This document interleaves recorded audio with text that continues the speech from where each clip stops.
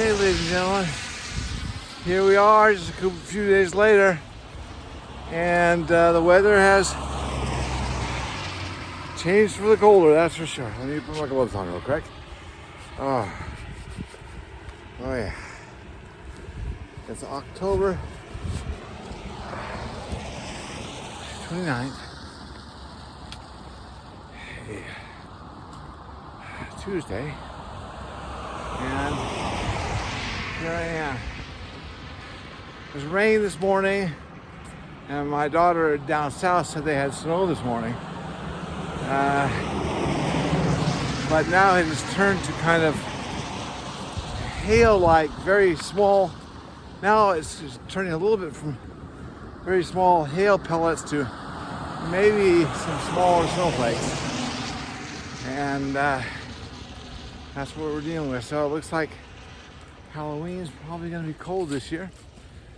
I haven't looked at the weather forecast, but I wanted to get some exercise in before I started working about a half hour or less than an hour.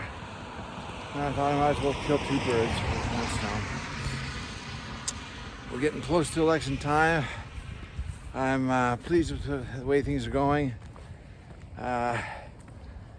President Trump seems to be gaining steam and winning over lifelong Democrats one Democrat at a time. And Kamala struggling to find her message. I watched the full 3 hours and 3.5 hours of Trump on Joe Rogan's program, and he said he was going to invite her on and be polite, just have a conversation, but apparently she's turned him down, and it may be her people, I don't know. Can you imagine that? He says, I want to get to know the real you, or real Kamala. And that's exactly what she doesn't want, I don't think. She doesn't have much confidence in her real self. So she puts on this facade, and it's sad, it's sad. But it looks like we're setting up for a blowout. And like I've said to my Kamala voting friends, I'm not predicting it, but I would not be surprised if Trump had a clean sweep of every state, electoral vote-wise. And that would be fantastic for me. I think he's got a great team put together, and I'm looking so forward to what they can do to fix all our problems.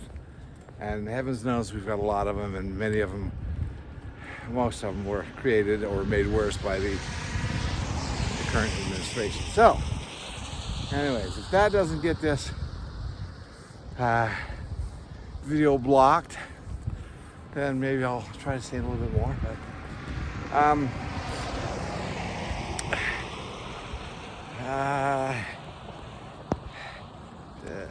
let's see. Jumping gears.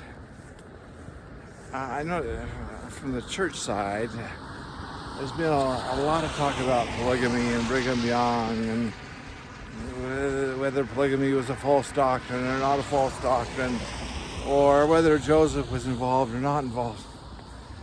And I just wanted to just say a few things about that.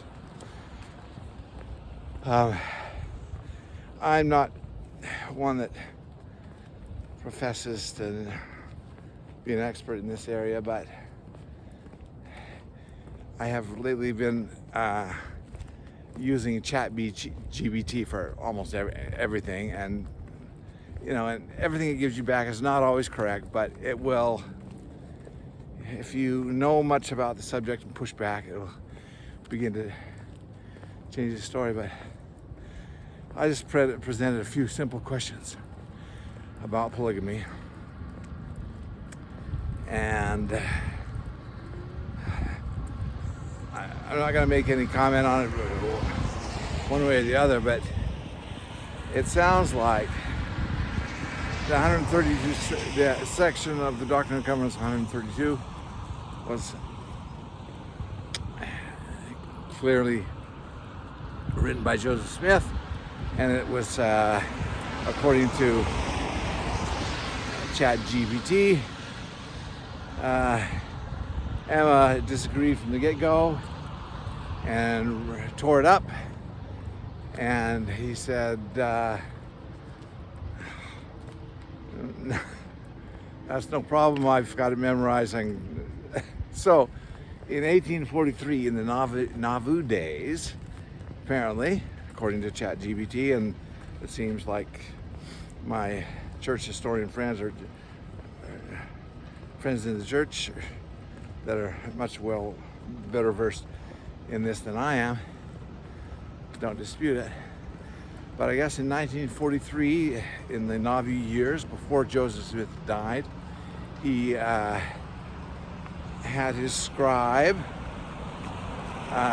take it down one more time, and Joseph claimed to have it memorized and wrote down essentially what we have in our Doctrine and Covenants today. And there's been some punctuation change and some maybe a word change here or there for clarity, whatever. But so that seems to be not in dispute. And then apparently, right after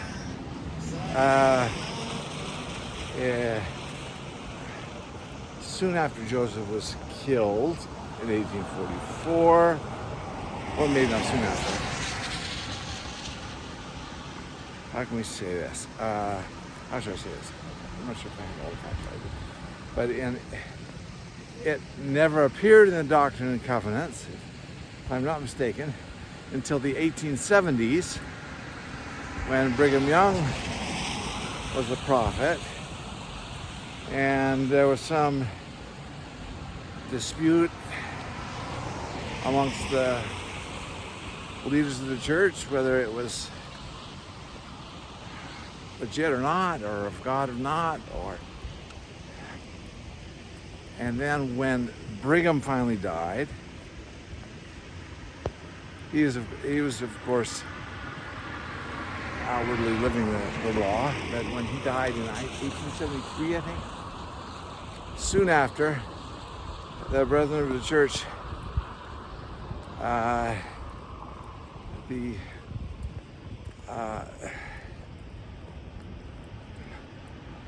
began a process to rid the church of the doctrine of polygamy. And then I think it became official in 1902, or I don't have all my facts straight, but anyways, there's a much more going on than meets the eye. And I don't profess to be an expert on one way or another. Like I say, I don't expect perfection in my church leaders or presidential candidates or presidential leaders. We all make mistakes. We all have to have them corrected.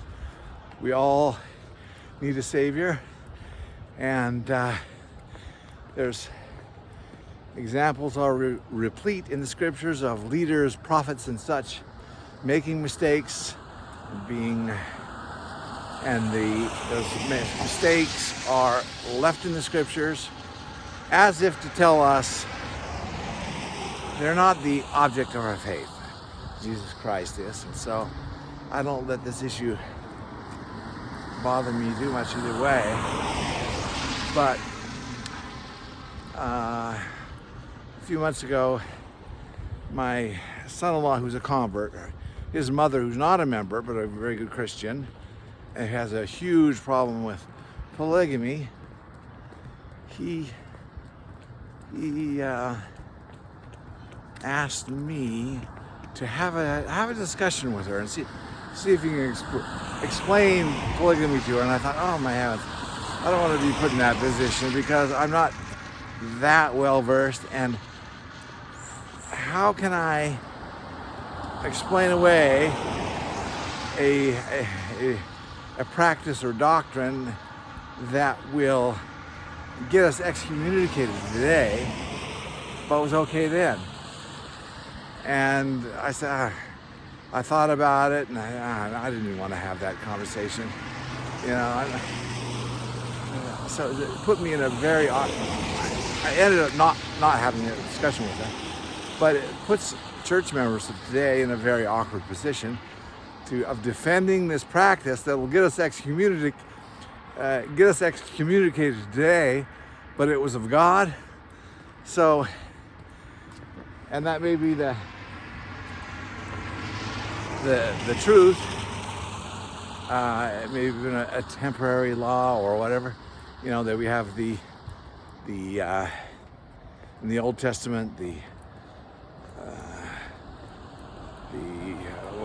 what's the word for it more? The elders, Abraham, Isaac, Jacob. I think they all practiced polygamy. There may be one of those that didn't.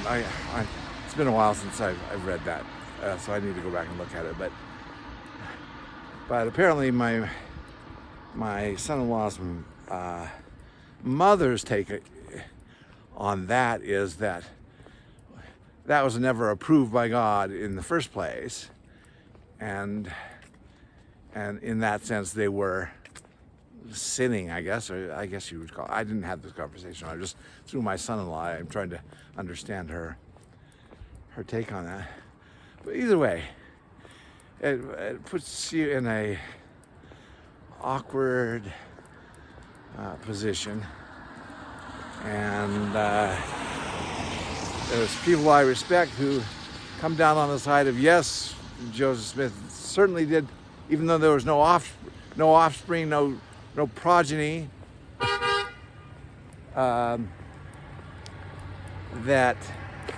yes, he did practice it, and then there's some that say no, he never practiced it, and there's all kinds of evidence to that effect. So, I don't really have a horse in the race, although I know that my great-great-grandfather, who left the church in Brigham Young days, either was asked to practice it or practiced it, and I think he had like 3 wives at one point, but then he ended up leaving the church and went up to Wyoming with one of his wives.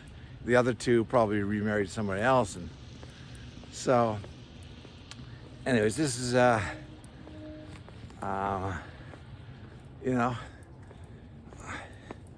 I love that people are grappling with this controversial subject, and I'm sure that some people can point to blessings that were brought about by polygamy, and some people can point out curses that were brought about by polygamy, and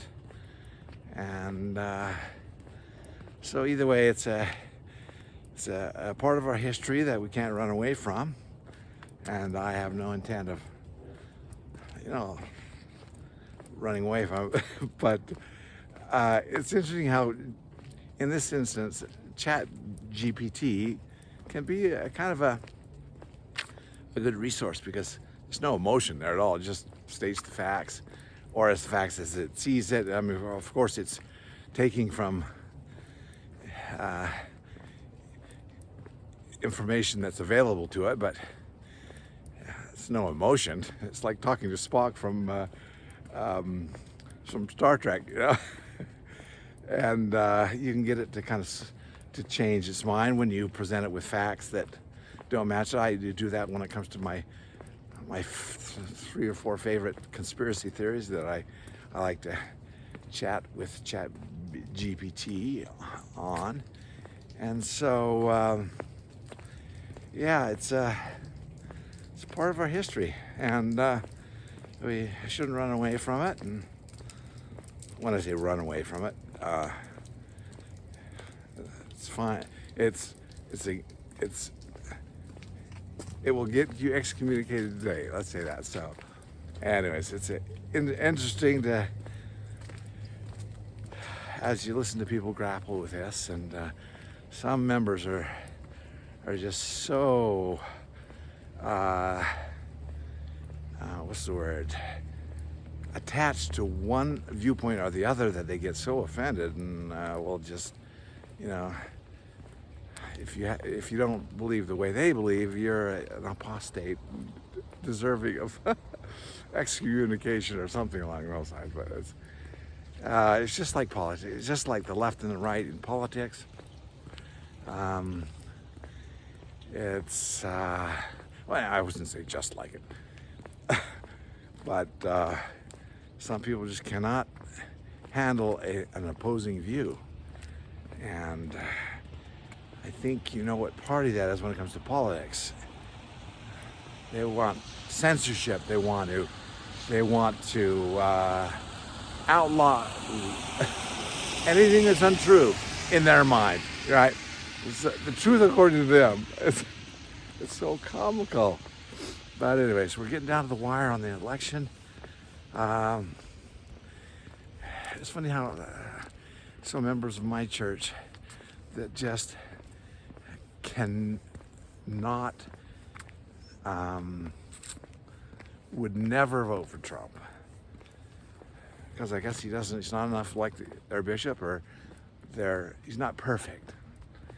Neither is their bishop either, but just between me and you. We're all need a savior. We all fall short, and as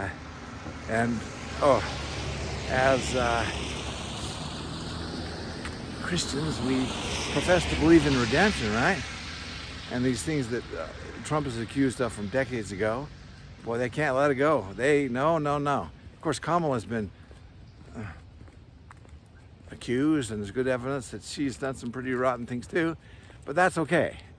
But with Trump, no, that's unacceptable, and I can never vote for Trump. Therefore, otherwise intelligent people will say, my sister has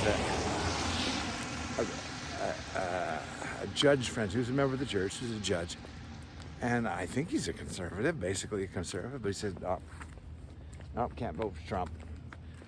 My conscience won't let me. What? Have you seen what the other side is pushing for? You're okay with that? Or you want to vote for some no name and throw away your vote? Is that what you want? It's comical how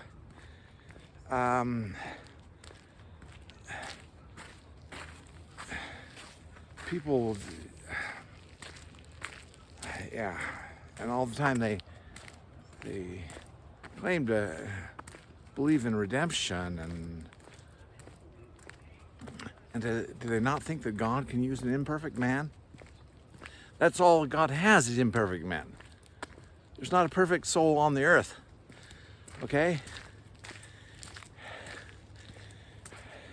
The closest thing that we had to that was President Jimmy Carter. The closest thing we had to a choir boy. But he was a terrible president in terms of the economy and so many other things. It was just a disaster. So people, put your thinking cap on and do what's best for the country, not what's best for your virtue signaling or protecting your career, because you don't want people to know, like the people in Hollywood. I'm sure there's a lot of people voting for Trump, but there's very few that will say it because they're in fear of their. It goes back to days of McCarthy. He was accusing everyone of being a communist, and many of them probably were, and he was proved to be right, but they were in fear of damage to their career, trying to salvage their career. So anyways, it's 19 minutes, that's enough, and I need to get back to work and put on a light jog and see if I get back in time for work. But anyways, thank you for listening. Hope you enjoyed this. That's all for now. Bye-bye.